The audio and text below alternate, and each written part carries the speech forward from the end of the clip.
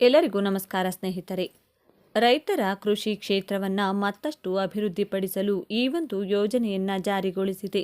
ರೈತ ಸಿರಿ ಯೋಜನೆ ಮುಖಾಂತರ ರೈತರಿಗೆ ಸಿಗುತ್ತದೆ. ಸರ್ಕಾರವು ರೈತರಿಗಾಗಿ ಸಾಕಷ್ಟು ಯೋಜನೆಗಳನ್ನು ಜಾರಿಗೊಳಿಸಿದೆ. ಭಾರತದಲ್ಲಿ ರೈತರಿಗೆ ಮಾತ್ರ ಮೊದಲ ಆದ್ಯತೆ ಇದೆ, ಏಕೆಂದರೆ ರೈತರೇ ದೇಶದ ಬೆನ್ನೆಲುಬು.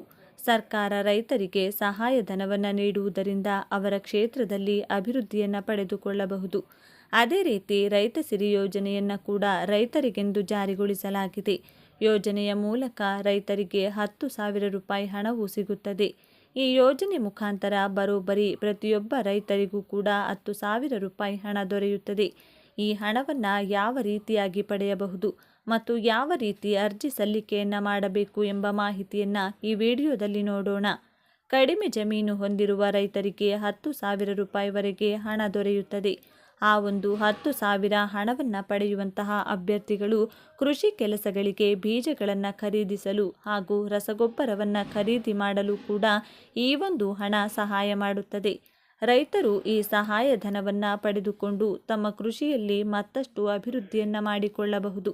ರೈತರು ರೈತ ಸಿರಿ ಯೋಜನೆಗೆ ಅರ್ಜಿ ಸಲ್ಲಿಕೆ ಮಾಡಿ ಬರೋಬ್ಬರಿ 10,000 ರೂಪಾಯಿ ಹಣವನ್ನು ಕೂಡ ಪಡೆದುಕೊಳ್ಳಿ.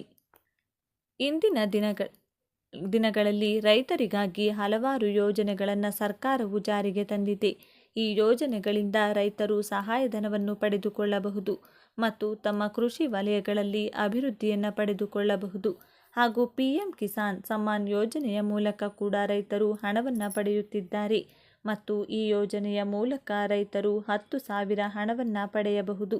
ನೀವು ಹಿಂದೆ ಯಾವುದೇ ಯೋಜನೆಗಳಲ್ಲಿ ಹಣವನ್ನು ಪಡೆಯುತ್ತಿದ್ದರೂ ಕೂಡ ಈ ಯೋಜನೆಯಲ್ಲಿ ಕೂಡ ನೀವು ಹಣವನ್ನು ಪಡೆಯಬಹುದು. ಇಂತಹ ರೈತರಿಗೆ ಮಾತ್ರ ಹಣ ದೊರೆಯುತ್ತದೆ. ನೀವು ಕೂಡ ಬೆಳೆಗಳನ್ನು ಬೆಳೆಯುತ್ತಿದ್ದು ಮತ್ತು ನೀವು ರೈತರಾಗಿದ್ದರೆ ಸರ್ಕಾರಕ್ಕೆ ನೀವು ಕೂಡ ರೈತರೆಂದು ಕಂಡು ಬಂದರೆ ಇಂತಹ ರೈತರು ಅರ್ಜಿ ಸಲ್ಲಿಕೆ ಮಾಡಿ ರೈತ ಸಿರಿ ಯೋಜನೆಯ ಮೂಲಕ 10,000 ರೂಪಾಯಿ ಪಡೆದುಕೊಳ್ಳಬಹುದು. ಈ ಹಣದಿಂದ ನಿಮ್ಮ ಹೊಲದಲ್ಲಿ ಕೃಷಿ ಅಭಿವೃದ್ಧಿಯನ್ನು ಮಾಡಬಹುದು. ಯೋಜನೆಯ ಮುಖ್ಯ ಉದ್ದೇಶವೆಂದರೆ ರೈತರಿಗೆ ಸಹಾಯವಾಗಲಿ ಮತ್ತು ಕೃಷಿ ವಲಯಗಳಲ್ಲಿ ಅಭಿವೃದ್ಧಿಯನ್ನು ಕಂಡುಕೊಳ್ಳಲಿ ಎಂಬ ಕಾರಣದಿಂದ ಜಾರಿ ಮಾಡಲಾಗಿದೆ ಮತ್ತು ರೈತರನ್ನು ಉತ್ತೇಜಿಸಲು ಈ ಯೋಜನೆ ಕೂಡ ಜಾರಿಯಲ್ಲಿದೆ. ರೈತರಿಗೆ ಇರಬೇಕಾದಂತಹ ಅರ್ಹತೆಗಳು: ಸಿರಿಧಾನ್ಯಗಳನ್ನು ಬೆಳೆಯುವಂತಹ ರೈತರಾಗಿರಬೇಕು. ಮೊದಲ ಆದ್ಯತೆಯನ್ನು ನೀಡುವುದೇ ರಾಗಿ ಬೆಳೆಯುವಂತಹ ರೈತರಿಗೆ. 1 ಹೆಕ್ಟೇರ್ ಕೃಷಿ ವಲಯಗಳ ಭೂಮಿಯನ್ನು ಕೂಡ ಹೊಂದಿರಬೇಕು. ಕೃಷಿ ವಲಯದ ಭೂಮಿ ರೈತರ ಹೆಸರಿನಲ್ಲಿಯೇ ಇರಬೇಕಾಗುತ್ತದೆ. ಇಂತಹ ದಾಖಲಾತಿಗಳು ಕಡ್ಡಾಯವಾಗಿ ಇರಬೇಕಾಗುತ್ತದೆ.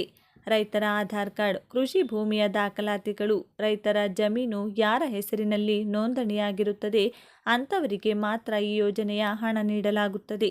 ಮೊಬೈಲ್ ಸಂಖ್ಯೆ, ರೇಷನ್ ಕಾರ್ಡ್, ಕಾಯಂ ವಿಳಾಸದ ಪ್ರಮಾಣಪತ್ರ. ರೈತ ಸಿರಿ ಯೋಜನೆಗೆ ಈ ರೀತಿ ಅರ್ಜಿ ಸಲ್ಲಿಸಿ ಮೊದಲು ನೀವು ರೈತ ಸಂಪರ್ಕ ಕೇಂದ್ರಕ್ಕೆ ಭೇಟಿಯನ್ನು ಮಾಡಿ ಅವರ ಸಂಪೂರ್ಣವಾದ ಮಾಹಿತಿಯನ್ನು ತಿಳಿದುಕೊಳ್ಳಬೇಕು. ನಂತರ ಅದಕ್ಕೆ ಅಗತ್ಯವಾಗಿರುವ ದಾಖಲೆಗಳನ್ನು ಸಿದ್ಧಪಡಿಸಿಕೊಂಡು ಇಟ್ಟುಕೊಳ್ಳಬೇಕು. ಆ ದಾಖಲೆಗಳ ಮೂಲಕ ಅರ್ಜಿಯನ್ನು ಕೇಂದ್ರಕ್ಕೆ ಸಲ್ಲಿಸಬಹುದು. ಮತ್ತು ನೀವೇನಾದರೂ ಆನ್ಲೈನ್ ಮೂಲಕ ಅರ್ಜಿ ಸಲ್ಲಿಸಬೇಕು ಎಂದುಕೊಂಡಿದ್ದರೆ ನಿಮ್ಮ ಹತ್ತಿರದ CSC ಕೇಂದ್ರಕ್ಕೆ ಭೇಟಿಯನ್ನು ಮಾಡಿ. ಆಭರಣ ಪ್ರಿಯರಿಗೆ ಭರ್ಜರಿ ಗುಡ್ ನ್ಯೂಸ್. ಇಳಿಯುತ್ತಂತೆ ಬೆಲೆ. 10 ಗ್ರಾಂ ಬಂಗಾರ 56,000 ರೂಪಾಯಿಗೆ ಸಿಗುತ್ತಂತೆ. ಅಮೆರಿಕಾದ ವಿಶ್ಲೇಷಕನ ಭವಿಷ್ಯ: ಬಂಗಾರದ ಬೆಲೆ ದಿನದಿಂದ ದಿನಕ್ಕೆ ಏರಿಕೆಯಾಗುತ್ತಲೇ ಇದೆ. ಈಗಾಗಲೇ 24 ಕ್ಯಾರೆಟ್ ಗೋಲ್ಡ್ ಬೆಲೆ 10 ಗ್ರಾಂಗೆ 90,000 ದಾಟಿದ್ದು, ಲಕ್ಷದ ಗಡಿ ಕ್ರಾಸ್ ಮಾಡಲು ಚಿನ್ನ ರೇಸ್ಗೆ ಇಳಿದಿದೆ. ಹೂಡಿಕೆದಾರರಂತೂ ಚಿನ್ನದ ಮೇಲೆ ಇನ್ವೆಸ್ಟ್ ಮಾಡಿ ಭರ್ಜರಿ ಲಾಭ ಪಡೆಯುತ್ತಿದ್ದಾರೆ. ಮಧ್ಯಮ ವರ್ಗದವರಂತೂ ಈಗ ಬಂಗಾರದ ಕಡೆ ತಲೆ ಹಾಕಿಯೂ ಮಲಗುತ್ತಿಲ್ಲ. ಇದರ ನಡುವೆ ಬಂಗಾರದ ಬೆಲೆ ಭಾರೀ ಪ್ರಮಾಣದಲ್ಲಿ ಇಳಿಯಲಿದೆ ಎಂಬ ಮುನ್ಸೂಚನೆಯೊಂದು ಸಿಕ್ಕಿದೆ. ಅದು ಎಷ್ಟರ ಮಟ್ಟಿಗೆ ಅಂದರೆ ಬರೋಬ್ಬರಿ 38% ಚಿನ್ನದ ಬೆಲೆ ಕುಸಿತ ಕಾಣಲಿದ್ದು, ಗೋಲ್ಡ್ ರೇಟ್ 60,000 ರೂಪಾಯಿಗಿಂತ ಕಮ್ಮಿಯಾಗಲಿದೆ ಎಂಬ ಭವಿಷ್ಯವಾಣಿ ಜನರಲ್ಲಿ ಸಂಚಲನ ಸೃಷ್ಟಿಸಿದೆ. ಬಂಗಾರ ಖರೀದಿಸಬೇಕು ಎಂಬ ಕನಸು ಕಾಣುತ್ತಿದ್ದವರಿಗೆ ಮರುಭೂಮಿಯಲ್ಲಿ ಬಯಸಿ ಸಿಕ್ಕಿದಂತಾಗಿದೆ. ಆಕಾಶ ಮುಟ್ಟಿದ್ದ ಬಂಗಾರ ಮತ್ತೆ ಭೂಮಿಯತ್ತ ದಿನದಿಂದ ದಿನಕ್ಕೆ ಇಳಿಯುತ್ತಿದೆ. Gold rate ನಿಜವಾಗುತ್ತಾ? 55 ಸಾವಿರ ರೂಪಾಯಿ. ಭವಿಷ್ಯ ಬಂಗಾರದ ದರ ಇಳಿಯೋದಕ್ಕೆ ಏನು ಕಾರಣ? ಭವಿಷ್ಯ ನಿಜವಾಗುತ್ತದಾ? ಕಂಪ್ಲೀಟ್ ಡೀಟೇಲ್ಸ್ ಅನ್ನು ಕೂಡ ಹೇಳ್ತೀವಿ. ವಿಡಿಯೋವನ್ನು ಕೊನೆವರೆಗೂ ನೋಡಿ. ಈ ಮಾಹಿತಿಗೆ ತಪ್ಪದೆ ಲೈಕ್ ಕೊಟ್ಟು ನಮ್ಮ ದೇಶದಲ್ಲಿ ಬಂಗಾರದ ಬೆಲೆ ಕಡಿಮೆಯಾದರೆ ಬಡವರಿಗೆ ಒಳ್ಳೆಯದಾಗುತ್ತದೆ ಅಂತ ಹೇಳೋರು ಎಸ್ ಅಂತ ಕಮೆಂಟ್ ಮಾಡಿ. ಹಾಗೂ ಇದೇ ರೀತಿ ಉಚಿತವಾಗಿ ನೋಟಿಫಿಕೇಶನ್ ಮೂಲಕ ಮಾಹಿತಿಗಳನ್ನು ಪಡೆಯಲು ನಮ್ಮ ಚಾನೆಲ್ನ ಸಬ್ಸ್ಕ್ರೈಬ್ ಮಾಡಿಕೊಂಡು ಪಕ್ಕದಲ್ಲಿ ಬರುವ ಬೆಲ್ ಐಕಾನ್ ಅನ್ನು ಕ್ಲಿಕ್ ಮಾಡಿ. ಹೌದು, ಕೆಲ ದಿನಗಳ ಹಿಂದಷ್ಟೇ ಚಿನ್ನದ ಬೆಲೆ ಲಕ್ಷದ ಗಡಿ ದಾಟಿತ್ತು. ಆಗ ಆಭರಣ ಪ್ರಿಯರು ಹೇಗಪ್ಪ, ಹೀಗಾದರೆ ಇನ್ನು ನಾವ್ಯಾವಾಗ ಬಂಗಾರ ಖರೀದಿಸೋದು ಅಂತ ನಿರಾಸೆಯಾಗಿದ್ರು. ಆದರೆ ಈಗ ಅದೇ ಆಭರಣ ಪ್ರಿಯರಿಗೆ ಗುಡ್ ನ್ಯೂಸ್ ಸಿಕ್ಕಿದ್ದು, ಹಳದಿ ಲೋಹದ ಬೆಲೆ ದಿನದಿಂದ ದಿನಕ್ಕೆ ಇಳಿಯುತ್ತಿದೆ. ಅಕ್ಷಯ ತೃತೀಯಾಗೆ ಬೆಲೆ ಏರುವ ನಿರೀಕ್ಷೆ ಇದ್ದರೂ ಕೂಡ ಚಿನ್ನದ ಬೆಲೆ ಇಳಿದಿದ್ದು ಆಭರಣ ಪ್ರಿಯರ ಮುಖದಲ್ಲಿ ನಗುವಿಗೆ ಕಾರಣವಾಗಿದೆ. ಜಾಗತಿಕ ಮಾರುಕಟ್ಟೆ ಸುಧಾರಿಸುತ್ತಿರುವುದು ಹಾಗೂ ಜಾಗತಿಕ ಮಟ್ಟದಲ್ಲಿ ಕಡಿಮೆಯಾಗುತ್ತಿರುವ ಕಾರಣಕ್ಕೆ ಚಿನ್ನದ ದರ ಇಳಿಯುತ್ತಿದೆ ಎನ್ನಲಾಗಿದೆ. ಮುಂದಿನ ದಿನಗಳಲ್ಲಿ ಬಂಗಾರದ ಬೆಲೆ ಮತ್ತಷ್ಟು ಇಳಿಯಬಹುದು ಅಂತ ಅಂದಾಜಿಸಲಾಗುತ್ತಿದ್ದು 56 ಸಾವಿರ ರೂಪಾಯಿಗೆ 10 ಗ್ರಾಂ ಚಿನ್ನ ಸಿಗುವ ಭವಿಷ್ಯ ನಿಜವಾಗುವ ಸಾಧ್ಯತೆ ದಟ್ಟವಾಗಿದೆ. ಹೌದು, ಏಪ್ರಿಲ್ 22ರಂದು ಭಾರತದಲ್ಲಿ 10 ಗ್ರಾಂ ಚಿನ್ನದ ಬೆಲೆ ಲಕ್ಷ ರೂಪಾಯಿ ದಾಟಿತ್ತು. ಕಳೆದ ಕೆಲವು ದಿನಗಳಲ್ಲಿ ಗಮನಾರ್ಹವಾಗಿ ಚಿನ್ನದ ಬೆಲೆ ಇಳಿಕೆಯಾಗ್ತಾ ಇದೆ. ಈಗ ಭಾರತದಲ್ಲಿ 95 ಸಾವಿರ ರೂಪಾಯಿಗೆ ಕುಸಿದಿದೆ. ಇದು 24 ಕ್ಯಾರೆಟ್ ಗೋಲ್ಡ್ ಆಗಿದ್ದು 22 ಕ್ಯಾರೆಟ್ ಚಿನ್ನದ ಬೆಲೆ 10 ಗ್ರಾಂಗೆ 87 ಸಾವಿರ ರೂಪಾಯಿಯಿಂದ ಕೆಳಗಿಳಿಯುತ್ತಿದೆ. 10 ದಿನದ ಹಿಂದೆ ಇದರ ಬೆಲೆ 93 ಸಾವಿರ ರೂಪಾಯಿ ಇತ್ತು. ಇನ್ನು 18 ಕ್ಯಾರೆಟ್ ಬಂಗಾರದ ಬೆಲೆ 76 ಸಾವಿರ ರೂಪಾಯಿಯಿಂದ ಕೆಳಗಿಳಿದಿದೆ. ಇದು ಮುಂದಿನ ದಿನಗಳಲ್ಲಿ ಮತ್ತಷ್ಟು ಇಳಿಯುವ ನಿರೀಕ್ಷೆ ಇದೆ ಎನ್ನಲಾಗಿದೆ. ಶೀಘ್ರದಲ್ಲೇ 24 ಕ್ಯಾರೆಟ್ ಗೋಲ್ಡ್ ಬೆಲೆ 10 ಗ್ರಾಂಗೆ 90 ಸಾವಿರದಿಂದ ಇನ್ನಷ್ಟು ಕಡಿಮೆಯಾಗಲಿದೆ ಅಂತ ಅಂದಾಜಿಸಲಾಗಿದೆ.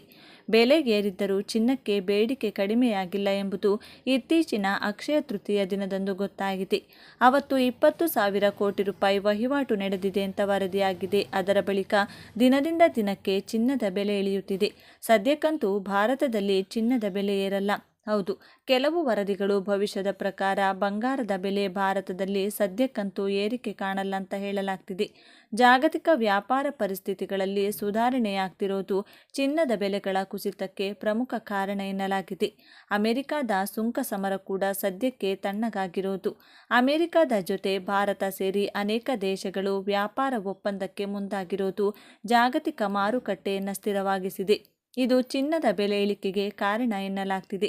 ಇತ್ತ ಚೀನಾ ಕೂಡ ಕೆಲ ಅಮೆರಿಕನ್ ಸರಕುಗಳಿಗೆ ಸುಂಕದಿಂದ ವಿನಾಯಿತಿ ನೀಡಲು ನಿರ್ಧರಿಸೋದು ಜಾಗತಿಕ ಮಾರುಕಟ್ಟೆಯ ಉದ್ವಿಗ್ನತೆಯನ್ನು ಕಡಿಮೆ ಮಾಡಿದೆ. ಇದರ ಜೊತೆ ಫೆಡರಲ್ ಬಡ್ಡಿ ದರ ಇಳಿಸುವ ಸಾಧ್ಯತೆ ಇರೋದ್ರಿಂದ ಡಾಲರ್ ಬಲಗೊಳ್ಳುತ್ತಿರುವುದು ಚಿನ್ನದ ಬೆಲೆ ಇಳಿಕೆಗೆ ಕಾರಣ ಎನ್ನಲಾಗುತ್ತಿದೆ. ಬಂಗಾರದ ದರ ಇಳಿಯೋದಕ್ಕೆ ಏನು ಕಾರಣ? ಏನಪ್ಪಾ ಅಂದರೆ, ರಷ್ಯಾ ಉಕ್ರೇನ್ ಯುದ್ಧ ತಣ್ಣಗಾಗ್ತಾ ಇದ್ದು ವ್ಯಾಪಾರ ಸಮರ ಕೂಡ ಕಡಿಮೆಯಾಗುತ್ತಿರುವ ಹಿನ್ನೆಲೆಯಲ್ಲಿ ಜಾಗತಿಕ ಮಾರುಕಟ್ಟೆಯಲ್ಲಿ ಸ್ಥಿರತೆ ಕಾಣುತ್ತಿದೆ. ಇದರಿಂದ ಉತ್ತಮ ಆದಾಯಕ್ಕಾಗಿ ಹೂಡಿಕೆದಾರರು ಚಿನ್ನ ಬಿಟ್ಟು ಬೇರೆ ಕಡೆ ಹೂಡಿಕೆ ಮಾಡಲು ಮುಂದಾಗಿದ್ದಾರೆ. ಇದರಿಂದ ಸ್ಟಾಕ್ ಮಾರ್ಕೆಟ್ ಕೂಡ ಬಲಗೊಳ್ಳುತ್ತಿರುವುದು ಚಿನ್ನದ ಬೆಲೆಯ ಸತತ ಕುಸಿತಕ್ಕೆ ಕಾರಣವಾಗಿದೆ. ಈ ಬೆಲೆ ಕುಸಿತದ ಬೆನ್ನಲ್ಲೇ ಸ್ಟಾರ್ನ ವಿಶ್ಲೇಷಕ ಜಾನ್ ಮಿಲ್ಸ್ ನುಡಿದಿರುವ ಭವಿಷ್ಯ ನಿಜವಾಗುತ್ತಾ ಅನ್ನೋ ಮಾತುಗಳು ಕೇಳಿ ಬರ್ತಿವೆ. ಮುಂದಿನ 2 ವರ್ಷಗಳಲ್ಲಿ ಬಂಗಾರದ ಬೆಲೆ 38% ಕುಸಿತ ಕಾಣಲಿದೆ ಅಂತ ಭವಿಷ್ಯ ನೋಡುತ್ತಿದ್ದ. ಅಂದರೆ ಭಾರತದಲ್ಲಿ ಬಂಗಾರದ ಬೆಲೆ 60 ಸಾವಿರ ರೂಪಾಯಿಗಿಂತ ಕಡಿಮೆ ಬೆಲೆಗೆ ಸಿಗಲಿದೆ ಅಂತ ಆತ ಹೇಳಿದ್ದ. ಆದರೆ ಟ್ರೆಂಡ್ ಈಗ ಕಾಣ್ತಾ ಇತ್ತು. ಆಕಾಶಕ್ಕೇರಿದ ಬಂಗಾರ ದಿನದಿಂದ ದಿನಕ್ಕೆ ಭೂಮಿ ಕಡೆ ಬರ್ತಿರೋದು ಆಭರಣ ಪ್ರಿಯರನ್ನ ಖುಷಿಪಡಿಸಿದೆ. ಹಾಗಾಗಿ ಈ ಮಾಹಿತಿಯನ್ನು ನಿಮ್ಮೆಲ್ಲ ಸ್ನೇಹಿತರಿಗೂ ಶೇರ್ ಮಾಡಿ ತಿಳಿಸಿ. ಧನ್ಯವಾದಗಳು.